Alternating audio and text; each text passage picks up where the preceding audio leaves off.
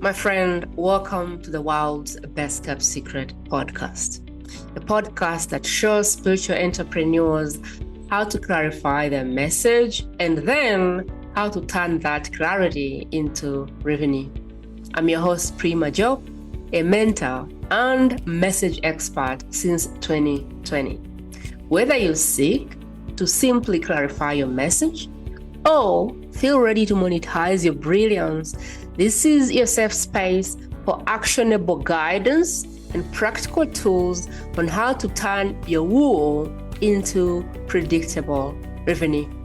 Let's get started, shall we? Welcome back. Today is a day for course creation.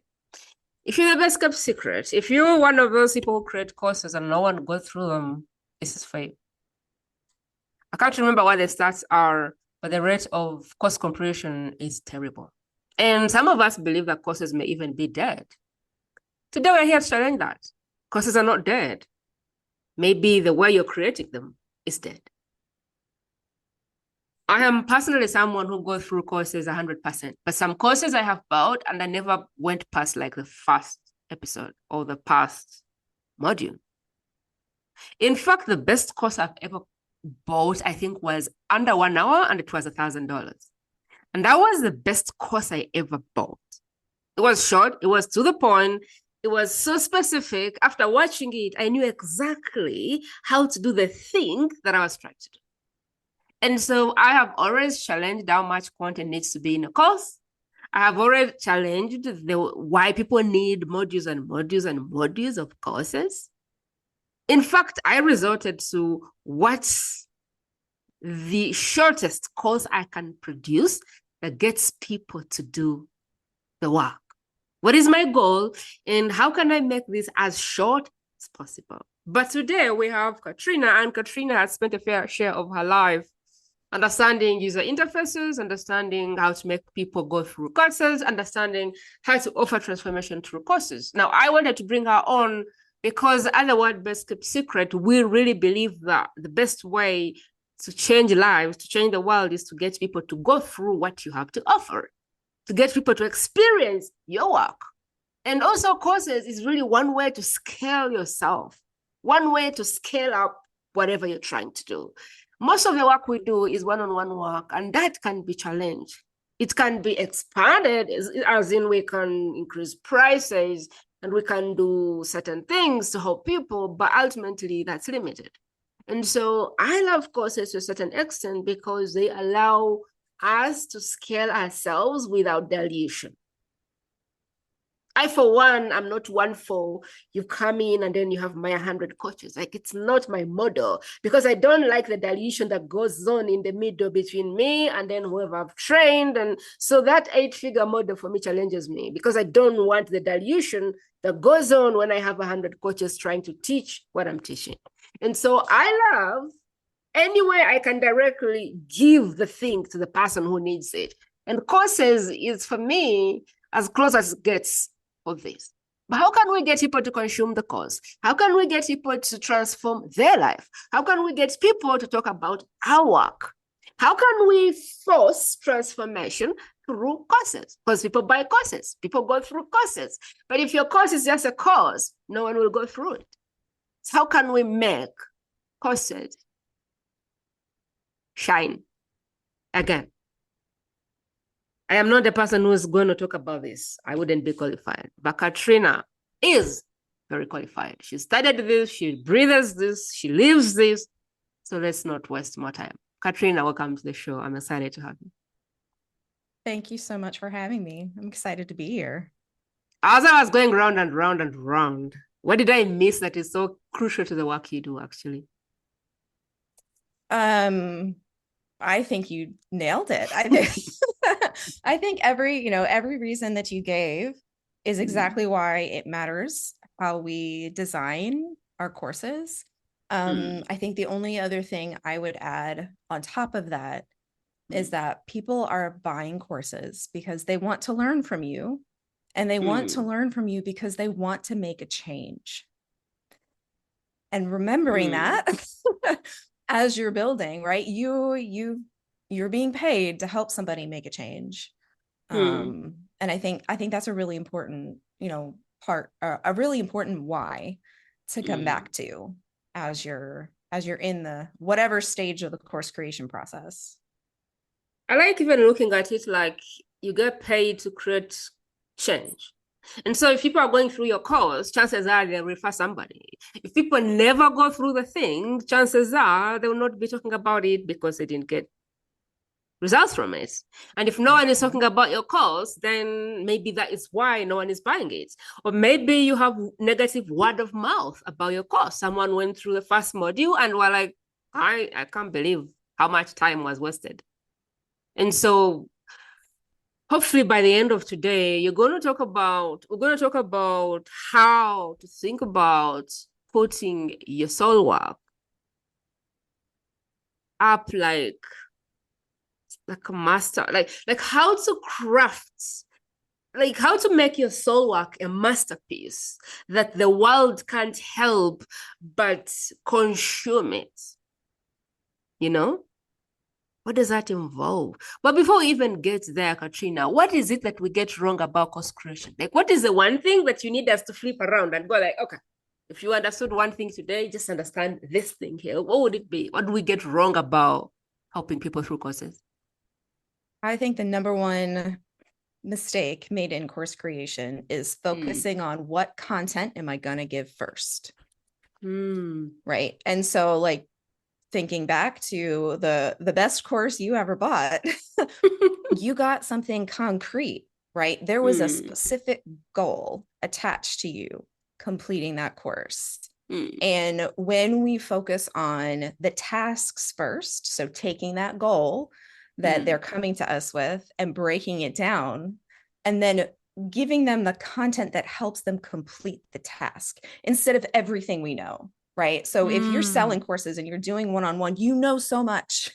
Mm. Don't try to give them an entire like certificate or an Mm. entire degree all in one course. And I think that's when we start to get into those courses that are module after module after module, and it's tough to slog through all that information when we don't know, one, if we need all that information or what information is going to help us do the thing. And Wow. so I always recommend starting with Mm. what's the goal, what are the Mm. steps, what are the tasks, and then map what Mm. information they need onto it. And sometimes that might mean, there might be a step or a task that you have to consider what their experience with that is. So, like an example I like to use is calligraphy. In a calligraphy class, if they're in the beginner stage, you don't want to start giving them intermediate elements, Mm. right? But if they're in the intermediate, you don't know what their beginner steps were. So it's okay to say, if you didn't learn X, here's some Mm. information to go learn more about X. And that's sort of how you manage the level that they're coming to you with. That's how you manage not giving them too much information. And those are things that lead to learners succeeding in the course and actually getting to that change they're looking for. Okay, so if I understand what you're saying, the first question is, what do they need to do? They need to do this thing and this thing and this thing and this thing. Okay. Yep. If that's what they need to do, maybe what are the pillars around this thing here? There needs to be a pillar that gets them to do that thing, a pillar that gets them to do that thing, a pillar that gets them to do that thing, a pillar. Then now, what is the information that they need to get this pillar so that they can do that thing?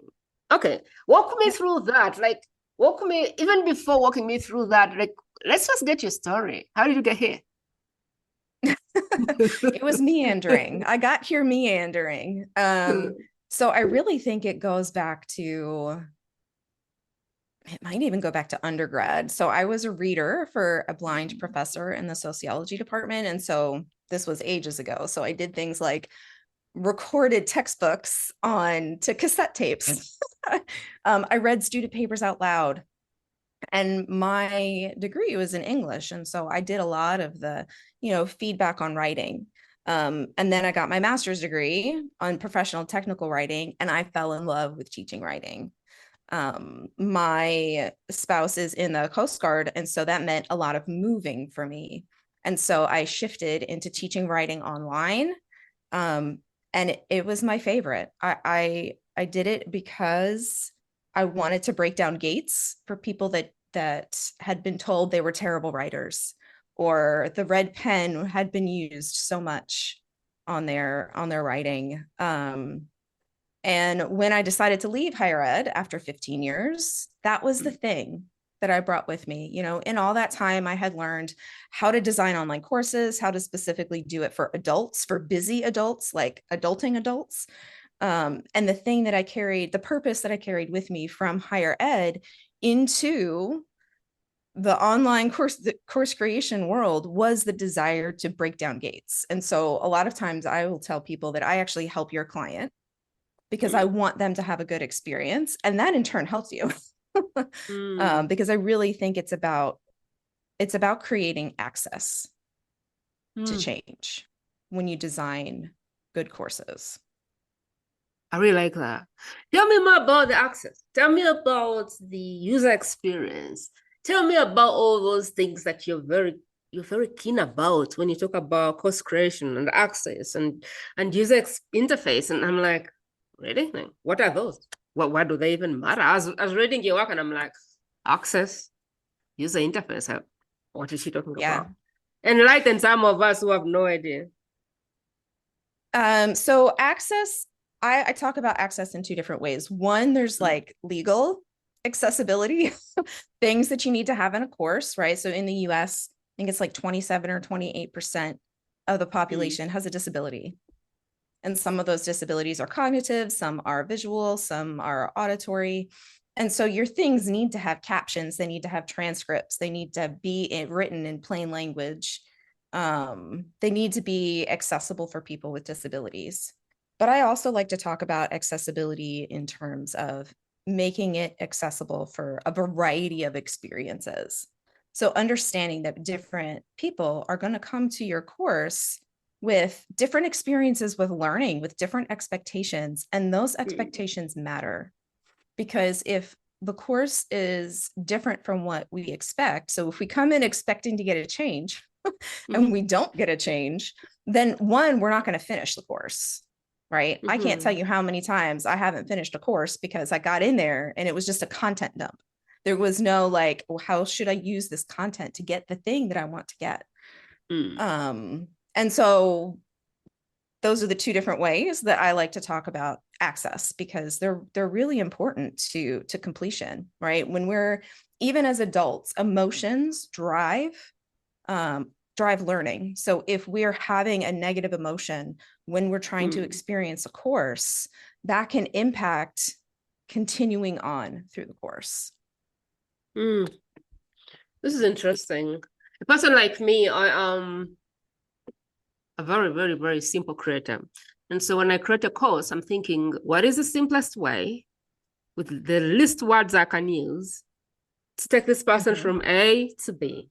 And I go, this is the point I want you to understand. This is a little story to help you see it. This is a little framework of how I want you to think about that. This is what I want you to go and do. And this is a worksheet. That's all. I am not going to put cartoons. I'm not going to put visuals. I'm not going to put animations. Like, that's not kind of my way I do it. And so now I'm wondering if I'm missing out on the legal way of doing it and everything in between. Like, what's the fine line between what I can comprehend as a teacher versus the entire universe? Because I don't know, there's some people who have just never learned from Prima because she's just Prima. So I mean, I don't think that having a whole bunch of cartoons and stuff in your content, I don't think that's useful. That's not how we keep attention. We keep attention by breaking things down. So instead of a 30-minute video, you've got 6 5-minute videos. I think I did that math right. So it sounds like your question is how do we make accessibility accessible to the person creating the course, right? Because it's a rabbit hole. How do I as a creator get comfortable diversifying without losing my own. That's some things like I wouldn't be willing to do. So how do I create and serve without losing my own, without stepping out of my own genius in which I can serve the best people? Because if I try to serve 100 types of people, chances are I won't serve nobody, because now I'm really trying to act and be something else. So I just wanted to explain that part, because I'm like, I wonder if I want to change so much about like how I'm able to deliver. Yeah. Yeah. Well, it's impossible to design for everybody. I'm going to start with that. And so to me, the first step is always making it accessible for folks with disabilities. So captioning videos, but don't rely on auto captions, because those are, even with AI the way it is right now, it still makes mistakes. Pulling the transcript, even if you caption the video, also pulling the transcript and making sure that that transcript has descriptions of important visuals in the video.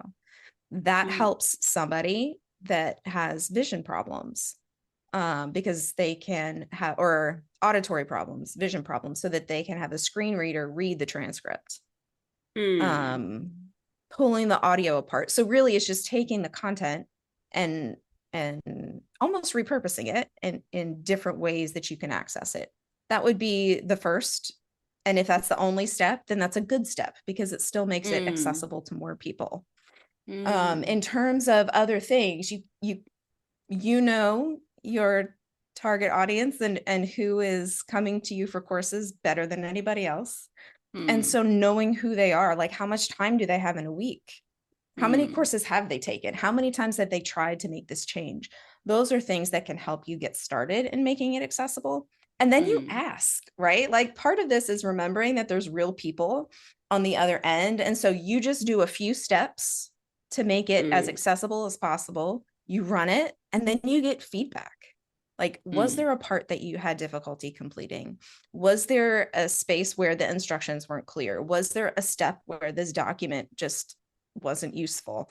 Asking the right questions and targeted questions can get you a long way in figuring out where to focus your accessibility efforts next.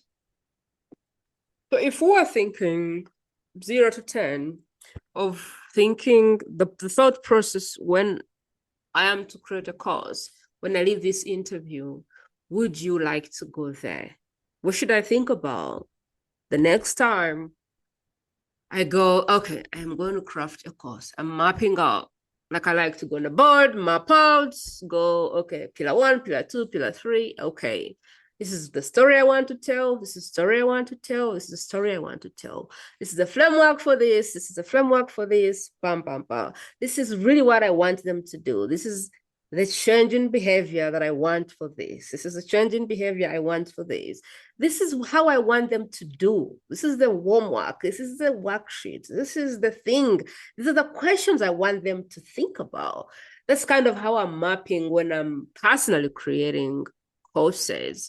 What would you say is, how should we start to think as we're mapping out? How can I personally improve how I'm mapping out? Because every time I create a course, I like to force people through it by offering some kind of support. But from what you're saying, if you do the right things, people are able to lead themselves. I don't know if I've done that well. I always force people through the course with a little bit of coaching.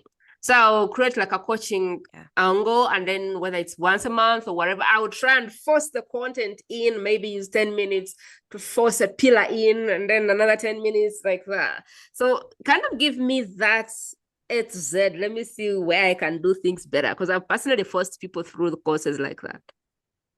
And that's okay. I mean, the approach that I take can work for any area of the spectrum. So if you do more live and cohort-based courses, then accessibility matters. It just looks a little different. If you do self-paced courses, accessibility matters. It just looks a little different. I actually really like that you offer the support, because I think that's a critical piece of access, especially depending upon what you're teaching, right? Some things are okay to just give it step by step, especially like things that are more skills based, right? Those tend to lean more toward being able to go through it yourself. So for you, in having something that's like some live coaching where things are more laid out, I would start with the pieces that you are using that are, I don't want to say evergreen because they hate that word, but they're more permanent, right? So if you have the worksheet or whatever it is that you're giving, PDFs can have real accessibility issues because they're often, depending on where you download them from, but most of the time they should have a tag with a reading order so that somebody that's using a screen reader can go through and have things read to them in the right order. A lot of times when you export a PDF from Canva or from a Word document, the reading order is out of order. And so that would be, checking those for accessibility, checking those for readability. So things like color contrast. There are a bunch of free online tools that you can use to check color contrast.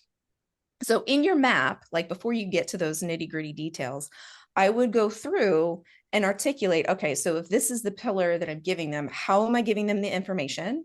What do I need to make that accessible? So if it's something where you're doing it live, that accessibility piece might be turning on captions in Zoom, or it might be having a slideshow maybe that you don't necessarily go through, but that you give them a link to.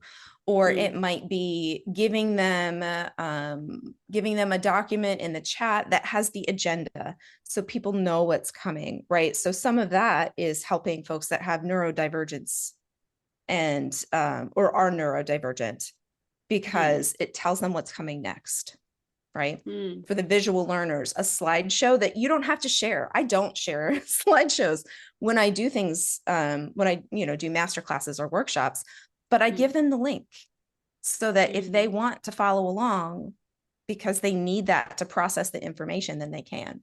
So that's where I would start for you. I would go through the map and in whatever the content pillars are, articulate how you're giving the information, plan out how you can make it more accessible, and then do that with the tasks as well, because then that's you driving your own accessibility focus. Interesting. I use Google Docs, so I just drop the link there. I think though that I could use a little bit more, I don't know, more colors, more like I'm a bit too straight, black and white. This is the point. These are the notes. Actually, that's better. I keep it too simple. That's better, Prima. It really is because it's good contrast, right? So for folks that have color blindness, contrast is better. And so if it's white background with black text, that's actually going to be the most readable. Just most folks don't do that. Most folks like to make it like brand colors and all of those things, but those kinds of things can make it inaccessible. Wow. My question is always, how can this thing be simple, easy, doable? How can it be clear? That's how I'm thinking. Is it cute? No, like I would get a 0. I'm not like thinking, is it cute? Is it brand? No, like I'm not thinking that. I'm thinking, can they read it? Can they understand it? Is it clear? Is it simple? Is it actionable? Can I remove fluff? That's how I'm thinking. Yeah. Oh, I hate fluff. What else? What else would we need to think about in designing? If I'm on the drawing board, what else? How else do I need to think?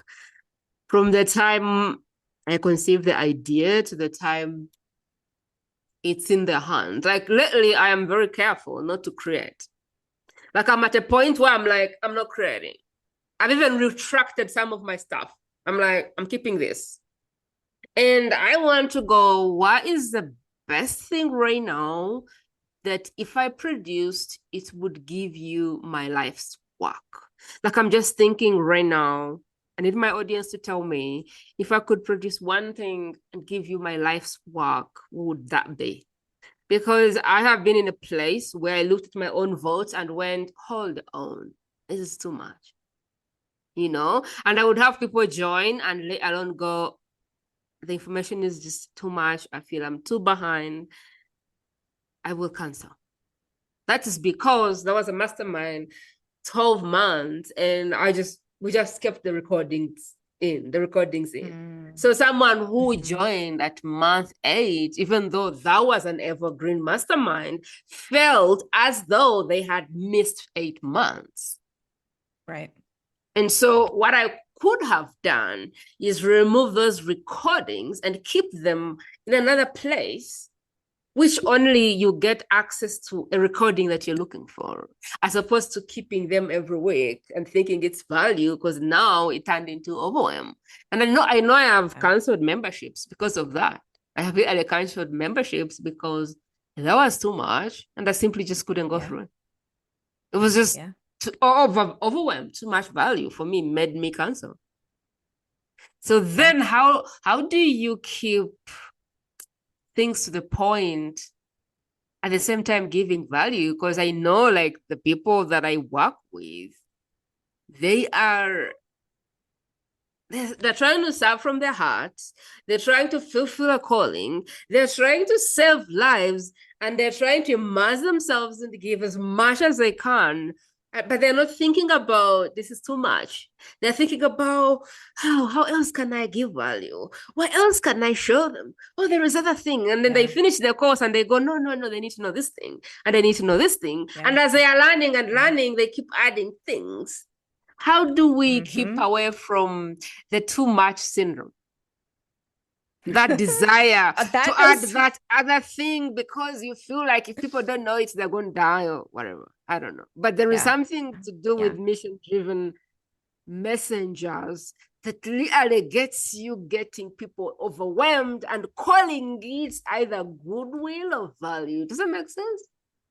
It absolutely does. And it's a common problem. I mean, I've been and am in groups where that is the thing. That's the case where if you came in, you'd be like, oh my gosh, I'm like 2 years behind.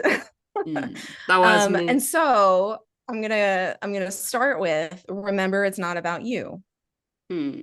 Remembering that it's about the people that you're trying to help and what they need. And so going back and focusing on what are their goals, right? Not what are my goals. What are their goals? What are they trying to accomplish by coming to me? And when you start from there and then break those goals down. So I hate SMART goals, but I use SMART goals for setting goals for clients that are coming to me, because I think it's really helpful to have something concrete, especially if you are in sort of a transformation online business where those transformations can be squishy, right? But the thing that you have them do, that can be concrete. And so setting those goals and then taking those goals and, like we said at the beginning, breaking them down into steps. And if the content or the information that you feel you need to give them, if it doesn't fit into them completing that thing, then don't include it. But I will say, if you are in a situation where you have maybe the 8 masterclasses and you have maybe 2 or 3 different courses that you've run at different times, but they're all beneficial, you can use that same method to help people that come to you pick a path. So you can say, all right, if this is your goal, if you are coming to me with this goal, you should go watch this, and this. You should go do this, and this will help you reach that goal. I take issue with most course platforms because they're not designed to do that. They're not designed to let you, as the course designer, help people take different paths through the same information and the same tasks, right? They're not designed to help you create a different experience based on someone's goal. So until I find a good developer to help me develop that course platform, the suggestion I often make is for you to come up with the top I don't know, at least 3 goals that people come to you with. And you could ask your audience, like, what are the goals when you come to me or you sign up with me? And then identify the path that they would need to take. And you can keep it simple. You can just make it a Google Doc where you say, if this is your goal, then you should do this, this, this, and this, and make it into a checklist. And that can help folks through the things that you have included. And it makes it easy to change too, right? As your information changes or as you add more or take things out. So what you're saying is if you can do a lot, like I tend to see the more someone is in the market, the more they have to offer, the more overwhelming the vault gets. And so instead of thinking, this is how to do that, think about maybe there are different journeys, different customer journeys, and begin to map out best. I think there's one company that I've worked with that did that very well. They had 4 journeys.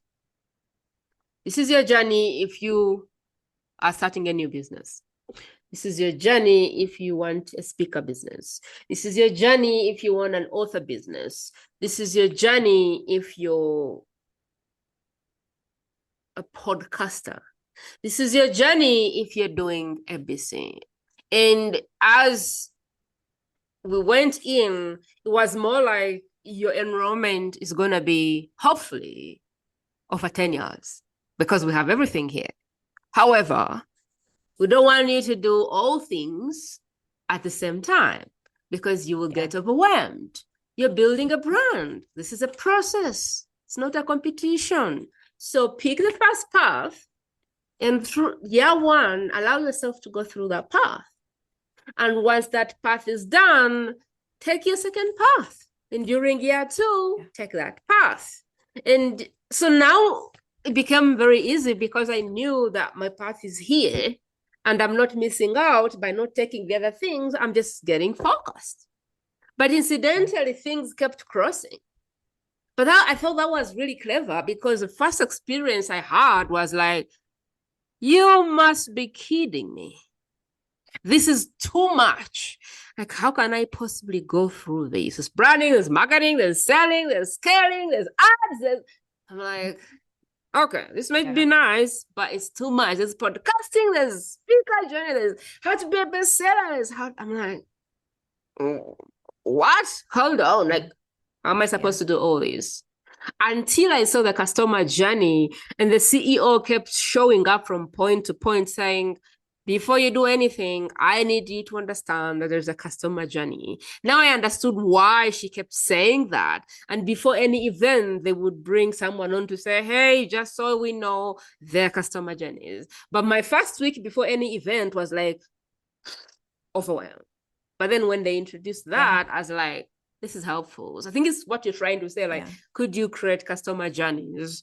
And could you tell people where to go? Like theirs is a simple table. So they have all these courses and they used to lock them. Now I think they don't. They have all these courses, but then they have a table. Please start here.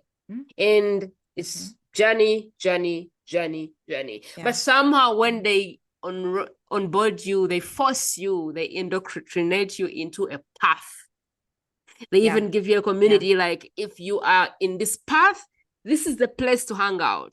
If you're in this path, this is, so it's I thought they did a very good job. I think the things we're even discussing are very relevant to memberships because that's a membership. Oh yeah, absolutely. Memberships, I think, run into similar issues where, especially if it's been there a little while, you get in there and there's so much, it can be easy to get lost, right? In the, I should be doing XYZ.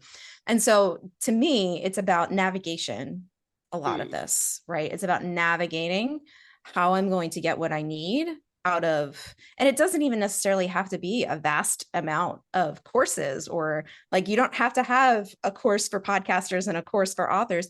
You could just have a course for someone who is writing a business plan. You could have a course for someone who is doing branding, right? It can be smaller than I'm a podcaster or I'm an author. It can be more goal focused, But still, you want to, if they're buying into your membership or program or just getting your whole vault, you want to make sure that it's clear to them how to navigate what you're giving them. Let's talk more about the blunders. So one is having too much information that is all over the place. Think about maybe customer journeys, because if that group that I'm a part of didn't think about customer journeys, I think their churn would be so high. Because in the first week, my decision was I'm leaving. There is no way I'm paying 13 grand to these people to drown me. Like my husband was like, "Are you kidding me? It's so great. There's so many videos." I said, "Yeah, so many videos for who needs so many videos?" I was like, "Why can't they get each course and just give me one video for the course?" And my husband was like, "Are you kidding me? This is heaven." So for him, he likes like videos. The more videos, the better. The more videos, the better. So maybe they feel like that. But for me, I cringe at so much information. So the first mistake is that things equal value, more equals value, and it's not. Think about how can you help people digest, consume, bite on whatever you're giving them? How can you help hold their hand through the content? How can you reduce it? What can you remove? Lately, I believe that removing is even more valuable than adding. So what else? What are like the 3 or 5 top things that if people started to think about, course creation would be more fun, and we would see better rates, like complete rates?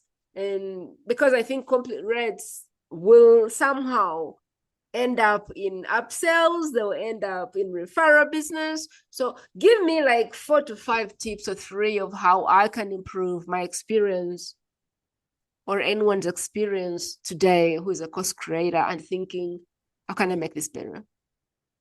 Yeah. I mean, taking out that information, taking out too much information. And if you have, that's the first one. And then the second one is if you have a lot of things you're teaching, right? And so sometimes we need the information because we are teaching a lot of things. Make sure there's a pathway through it. So that's number 2. I would say that the third thing is remembering that content doesn't equal learning. Giving someone information means they have knowledge, but if they're not engaging with it and applying it, then are they really learning it? Can they really go do the thing if all they're doing is watching videos and they're not actually out there using the information that you're giving them? I think that's probably the third tip, is making sure that you're not just focusing on the content, that you're really focusing on how are you having them engage with it and how are you having them apply it. My fourth tip is always going to be accessibility.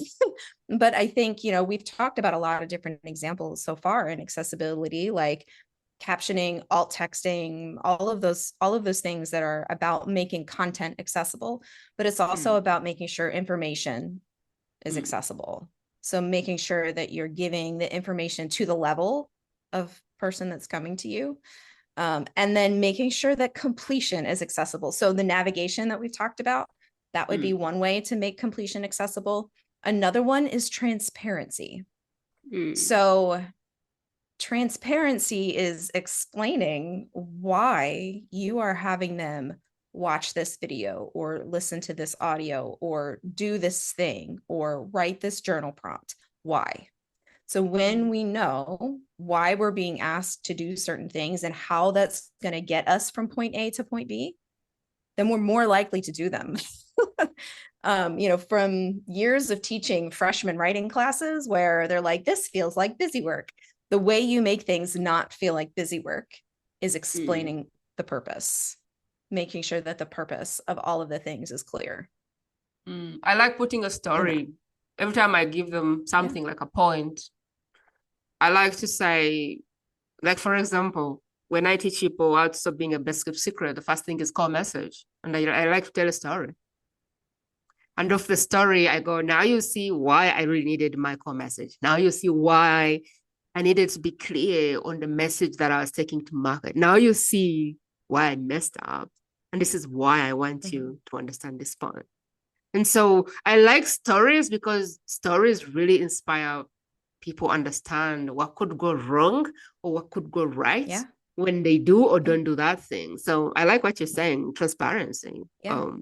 Yeah. Stories are a really good way to explain the why. If you have the stories, and oftentimes learning from others' mistakes is good. So if their story is like, do this, because if you don't, sometimes that could be the most impactful, but we don't always have those stories. And so sometimes something as simple as it's going to help you do XYZ. Just you can just explain. That can sometimes, that can sometimes be enough if you don't have a story for it. So take out whatever you think people need. What could you take out? Oh, how could you create a path through the knowledge that you're very generous with? Understanding that knowledge or content is not transformation. How could you get them to do the thing? How could you get their hands busy? How could they, like I have listened to books, and my best books have been when the writer, or because I listen to a lot of audiobooks, is saying, I want you to pause and I want you to get the PDF that came with this reading or whatever. And I want you to do the work. Because that has always gotten me from just, I don't know, just listening. Like every time I buy a book, this is like creating what your heart needs. I print, this is a book, I have an audible, but this is the worksheet that comes with it. So I've gone through the book once.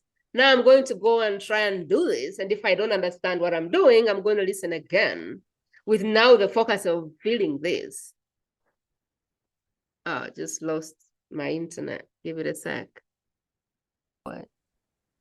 So yeah, I was explaining, like for me, every book I buy, if I really like the book, I like to print out the work, and then I like to really go through the work so that I know that I've understood what's in the book. So this is very helpful because it's like fill in the blank. Put the things there that you're learning. Put what you're going to do from this lesson. So it's really helpful. Like I think this is accessibility as well. How you're saying it. It is. Yeah. It is. What else?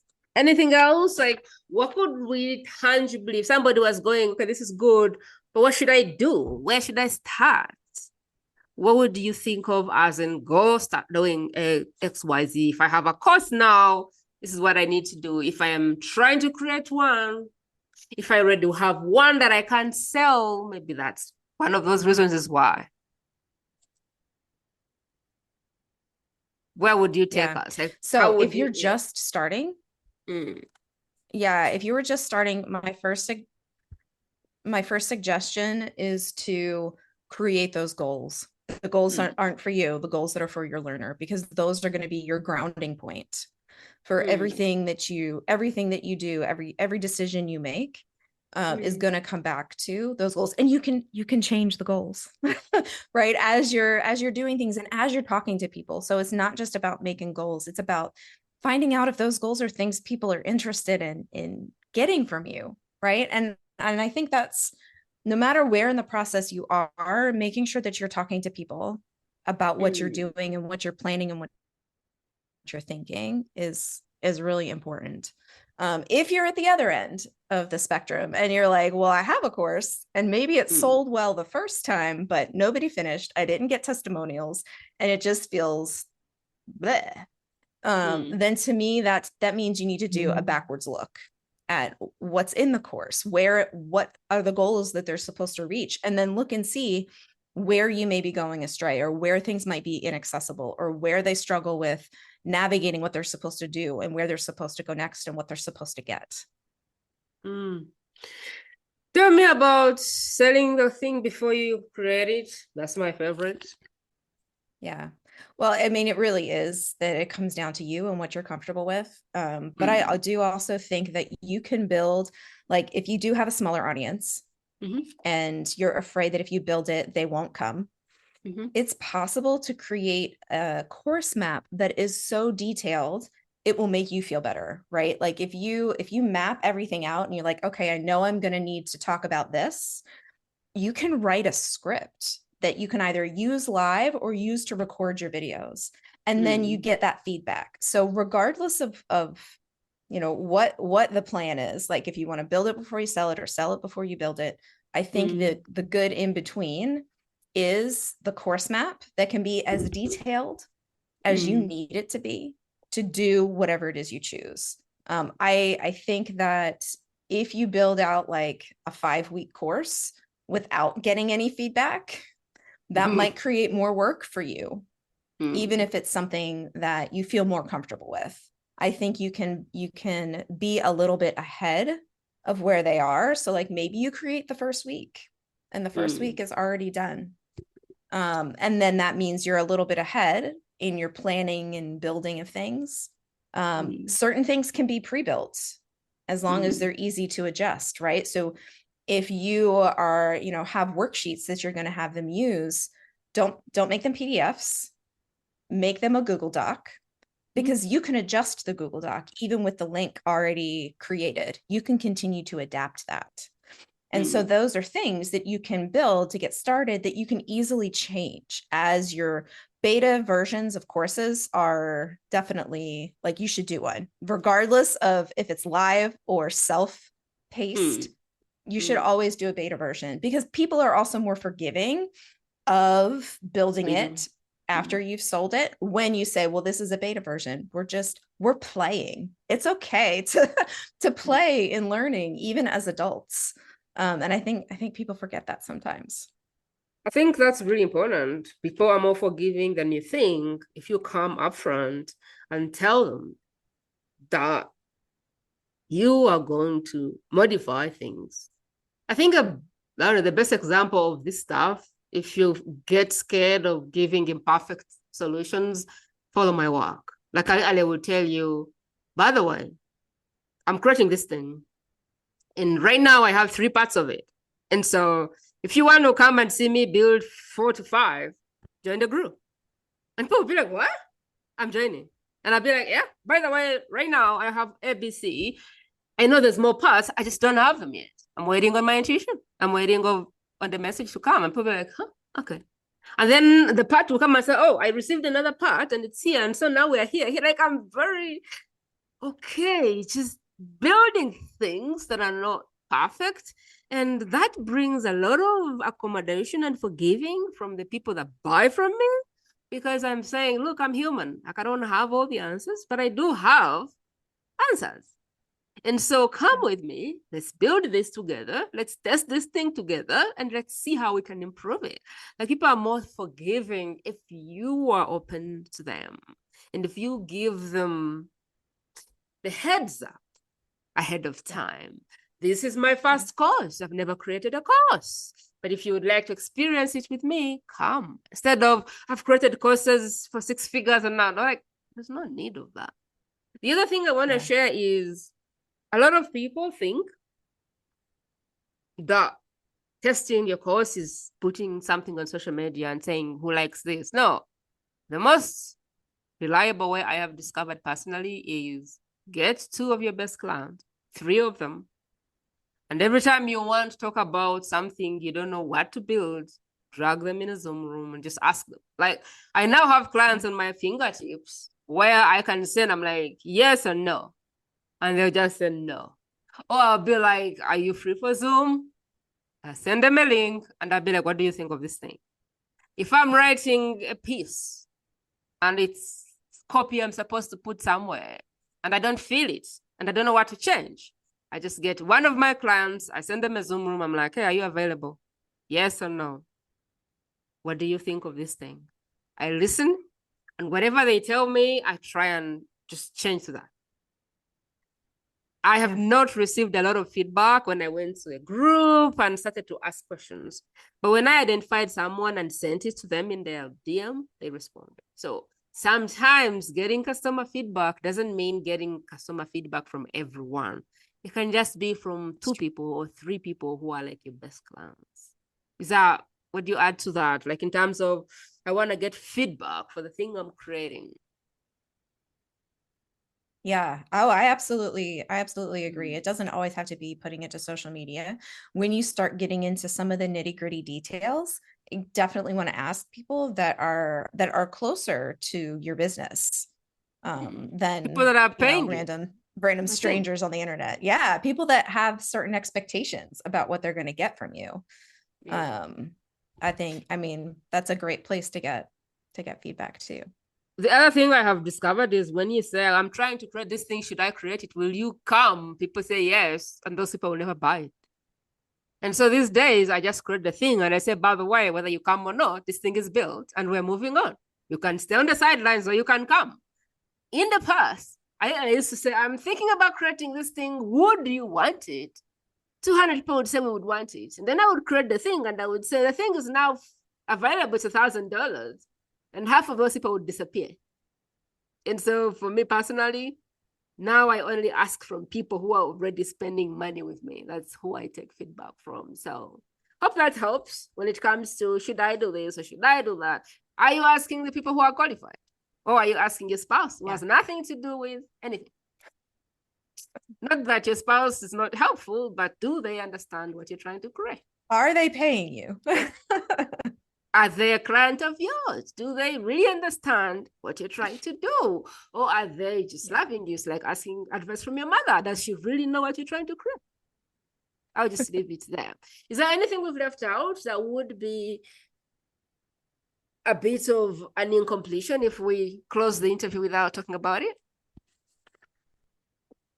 I think so. I think we've covered a lot of ground, from folks that are just starting out all the way to folks who have a thing or multiple things. Yeah. I think for me personally, when you're new and you're starting out, chances are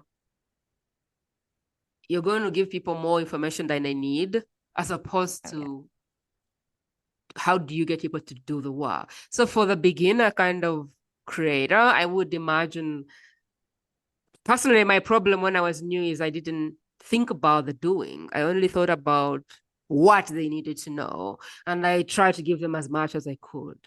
As I started to grow and work with clients, I realized that less was more. So I really went on, can they do? What is the list I need to give them? As I grew as a creator, I started to feel like I had so much and I didn't know that.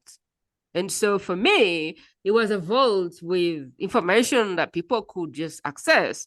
But to the people who are coming in, it was like, what? I am so behind. I need to cancel. And so for me, as I grew, I forgot. In that membership, I just gave people all digital access. It was one of the things I gave. What I didn't understand is I was giving them all overwhelm, and people started canceling. And so as you build and you're this senior person who's developed this ecosystem, chances are you may begin to overwhelm people and call it an ecosystem. Could you help people? And as I have seen more and more experienced people, what I notice is they have mapped out a path. They tell me where to go because they're attracting people at all stages. They're attracting beginners, they're attracting intermediate, they're attracting advanced, and yet they want to serve everyone. And so what they've done is they have created customer paths, customer journeys. And so when you join their world, they have a strong onboarding that threats you in your path and nowhere else. And I think for me, that's where I would end with creation. Could be a course, could be memberships, could be, I don't know. Programs. Also, sometimes people like to call them programs. Sometimes the best thing you can do is just retrieve some stuff. Like I have stuff I've like taken out and it's not available. And now you Google my name and like, has she produced any courses? I have, but I don't know. Sometimes I just get them out and I'm like, okay, I'm retracting this. Because if I'm going to produce, I want to give them this information, but maybe I don't want to give them as much volume as this is. And so what I want to do is condense all this thing and create something that matches how I see the world now. So are there some of those old courses that you could turn a course into one video and now maybe put it in your new work and maybe give the guy access who bought the old thing? I don't know. I've done those things. I've lost money, but it's helped me update my information. because I don't know who is watching it. I don't know who's going through it. And I would hate for myself to be wasting people's time in 2024. And so what do? I update, and sometimes people get a free course, and that's fine. Yeah. Yeah. You know, that is an excellent approach to take, because it has to be that way. I don't know. I think everyone has their way, but for me, I think the less the better. The more stuff you remove from votes, the better. Just because you're an expert and you've learned it all and you've tried to learn and know it all, not everyone who's coming to you is trying to learn everything. People have one problem and they would appreciate solving that one problem. The problem is if you try to teach everything you know, that is equal to overwhelm. Imagine every time you fell sick, you went to a doctor and they try to teach you everything they know before helping you. How would that work out? That's exactly what we're doing when we try to give people everything we know. It's like you go to see a doctor because you have, I don't know, a problem, and they try to teach you the whole anatomy. Like, who wants to learn anatomy? Nobody. So nobody wants to learn the anatomy of your work. Yeah. Catrina, exactly. Tell me more about how you help people behind the scenes, what you have going on, and your kind of support system for this kind of work. Because I love this. Like, this is really the way to get people in your soul work, to get people the transformation we all badly want to give people. A course is a very good place that I call intimate because the person is learning from you. It has less dilution, and it has the ability to be done in a timeless fashion. So if there was a way to increase rates of how many people complete courses, for me, that would be really a game changer. How do you support people do this work? Yeah. So the folks that are at the beginning stages, I help you with identifying what the goals are and creating a detailed course map, so that no matter how you plan to approach the next steps, you're prepared to do so without spending a whole lot of time, and also making sure that what you're creating is accessible, but also making that process accessible to you. Folks that are on the other end, so maybe you already have a course or multiple courses, I help those folks by doing course audits. So I do a backward look for them, because looking at your own content, when you have a lot of things or something that isn't working, that can be overwhelming too. And when your content starts to get overwhelming to yourself, that often means you need extra eyes. And so I do course audits for folks that are on the other end of the process, to identify places that can be improved, recommendations, and then accessibility. How about the tech? My worst nightmare is the tech bit of stuff. Do you do tech as well? I help with tech. So I am a firm believer in you choosing the technology that works best for you, or that you're already familiar with, because that experience goes a long way, and you don't want to have to rely on somebody else for the tech. And so some pieces I help identify needs, like what do you actually need for the tech, and how to go about learning that. For folks that already have courses and they're in a platform already, if I'm going to help with the audit, sometimes I'll put things into the course platform, but I prefer to teach you how to fish. You prefer to teach. Okay. Cool. So is this like a course through a course, or is it through coaching, or how do you do it? I do all of the just getting started folks. I have two options. It can be one-on-one, where you just get a lot of me support. I do also have a course. It's starting the next one is starting in October, and it's 5 weeks to having a course map. And the way that I run my course is I do have some pre-recorded videos, but there's a lot of opportunity to get feedback. So you might submit your course goals to me, and I will help you with those course goals. I'll help you with the course map. I'll help with breaking down everything and identifying, what you need, where, when, how, and why.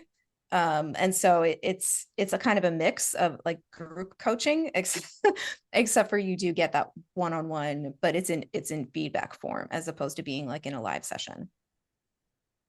I think that The best freedom is the freedom to be able to take what is in your head and put it in an asset and somehow have a checklist to which you're like very sure that this will help people go through it. I don't know that there is much or better fulfillment, like opening the back end and actually looking at those complete rates and going, wow, people are going through the course. Because I have, for the longest time, believed that courses weren't as effective as coaching. But I think Catrina just challenged us. There's nothing like courses are dead. It's just the bad courses, the information-packed courses, the transformless courses that are dead. Amy Porterfield has made, what, 7 million selling courses? And so courses are being bought and people are going through them. It's maybe what don't I know about courses or creating courses or creating a transformation through courses that is holding me back. I really like this whole swing of things. And so really the call to action is either getting this and using it in your course, or maybe you're going to create a new course, or maybe it's for auditing your old course, or maybe you just needed to meet Catrina because you need somebody to go and audit your thousands and thousands of hours. I don't know why you needed to be on this platform, but that's Catrina for you. How can we take your message to the next level with a course that people love to complete? And if you know someone that has courses and courses or is a creator, and you know that for sure they can use this, all we need you to do is share this in their private space and say, hey, I watched this, and knowing that you have an upcoming course, I thought about you. And just share it with someone whose information you would love to see go through more people. Because the more people go through the course, the more lives get changed. And I don't know that there is any better advert than a transformed life. So let's go build some courses. Catrina, what would be your last words of wisdom? It's okay to take things one step at a time. I think we forget that. We want to do all the things all the time. But slowing down and taking things one step at a time can help you build something that is accessible and sustainable.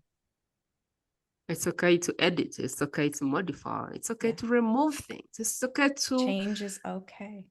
Retract information from the internet. It's okay to update that thing that people paid you 2 years ago and still give them access to the new one. It's okay to grow. It's okay not to have all the answers at every stage. It's okay to keep growing because it's okay to be human, and you only get to be human. I hope this podcast was interesting for you. I hope you got value out of it. And thank you so much for sharing your time with me and helping with literally being the vessel for this message and sharing it with your friends. Do not forget that whatever platform you are on, you could get you up and contribute to the podcast by way of liking, reviewing, rating, commenting, everything in between that really the podcast allows you to do. One thing I've realized is every time you do those things, it's like you have a whistle and you're blowing it in the world and you're saying, hey, assemble here. There's some cool stuff. So hitting that subscribe button, that follow button, that rate button, that review can be the only thing that needs to be done for this platform to reach whoever it needs to reach. I don't take your contribution lightly. I appreciate you and really thank you for being on this journey with me. And for you, Catrina, thank you so much for sharing your wisdom with us. But more than just being grateful today and celebrating you for today, we really want to celebrate all of the hours you took doing all the things in the wilderness to really make up to this point. So thank you so much for blessing us with your experiences, your story, your wisdom, your tips, and everything. Thanks so much for having me, Prima. All right, I'll see you next time. Thank you for joining this conversation on the world's best kept secret podcast today. If you feel ready to stop keeping your work a secret, head over to primajope.com and request